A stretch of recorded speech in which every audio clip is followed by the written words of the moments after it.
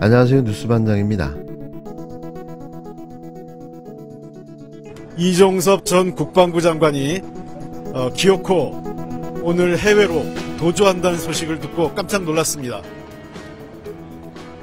지난 금요일날 해외 출국 얘기가 있어서 그날은 하루가 연기돼서 저는 대통령께서 공정과 상식을 갖고 있었다면 호주 대사 임명을 취소할 줄 알았습니다.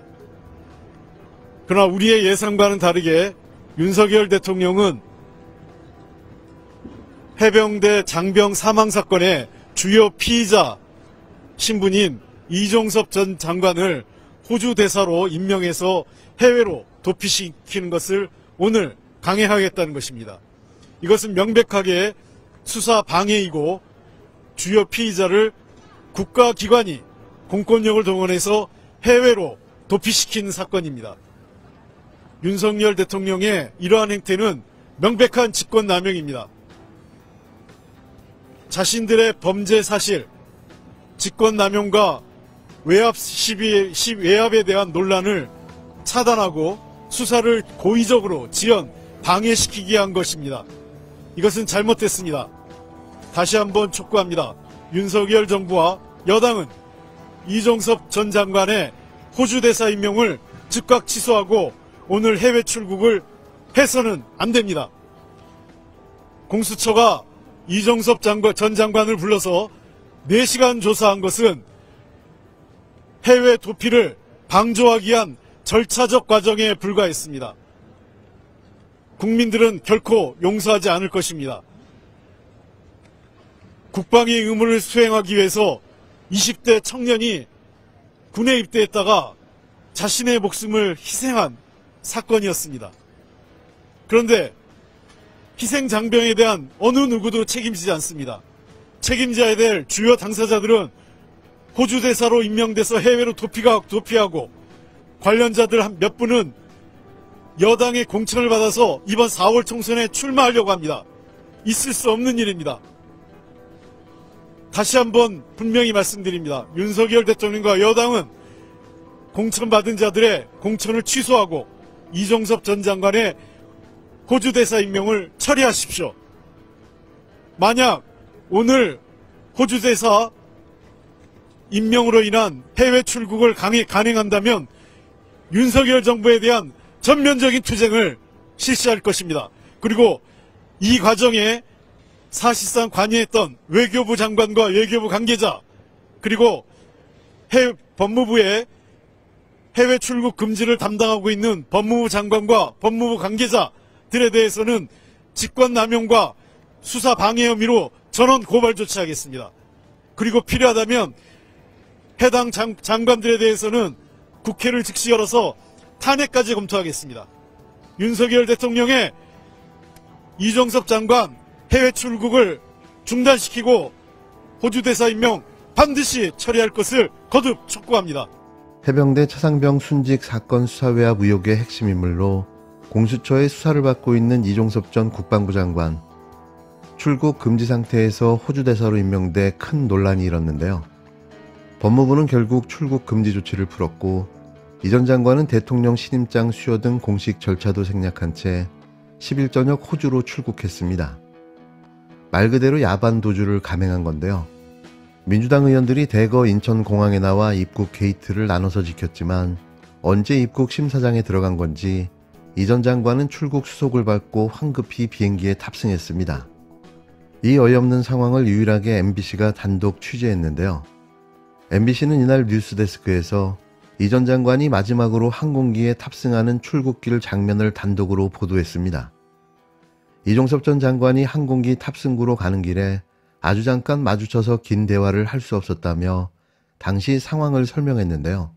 범죄 피의자가 버젓이 해외로 도피하는 광경을 보는 저는 보는 내내 도무지 믿겨지지 않는 현실에 할 말을 잃었습니다.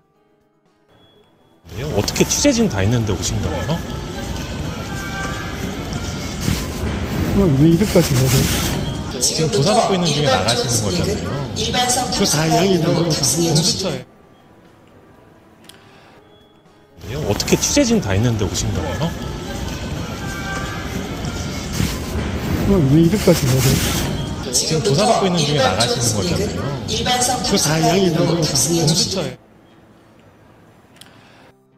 이 전 장관은 MBC 취재진이 나타나자 당황하는 기색을 보였는데요. 이종섭 장관은 취재진에게 오히려 반문하며 왜 이렇게까지 해야 되냐, 그건 다 얘기된 거라는 말을 남겼습니다.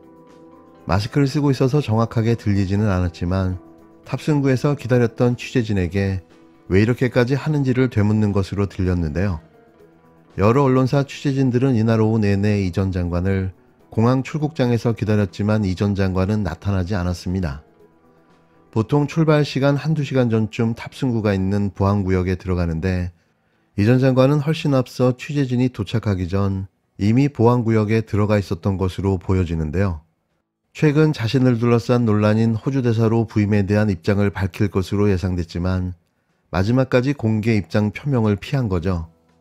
더불어민주당 등 야당은 이 전 장관의 마지막 출국길 공항에 나와 대사 임명을 즉시 철회할 것을 요구하는 시위를 벌였는데요. 호주 현지의 진보 성향 교민단체도 항의 집회를 열었고 피의자인 이 전 장관이 대사로 온다니 재외동포로서 참담하다며 이제라도 대사 임명을 즉각 철회하고 이 장관도 자진 사퇴하라고 요구했습니다. 이쯤 되면 총선은 끝났다고 봐야 맞는 거 아닐까요? 사실 이런 상황은 그 어떤 누구도 이해할 수 없는데요. 보수 세력조차도 이건 쉴드치기가 힘들어 보입니다. 이종석 국방부 장관의 책임을 물어 탄핵하려 했더니 교체하고 공수처가 수사에 들어갔더니 이제는 해외로 도피시켜버렸는데요. 왜 이토록 무리해서 논란을 더 크게 키우고 있는 걸까요? 정말 반드시 숨겨야 할 그 무엇이 있는 건 아닐까요? 그게 무엇이든 이번 사건은 반드시 총선에 영향을 크게 미치게 될 텐데요. 오히려 진보 진영은 호재이자 꽃놀이패가 될 수도 있어 보입니다.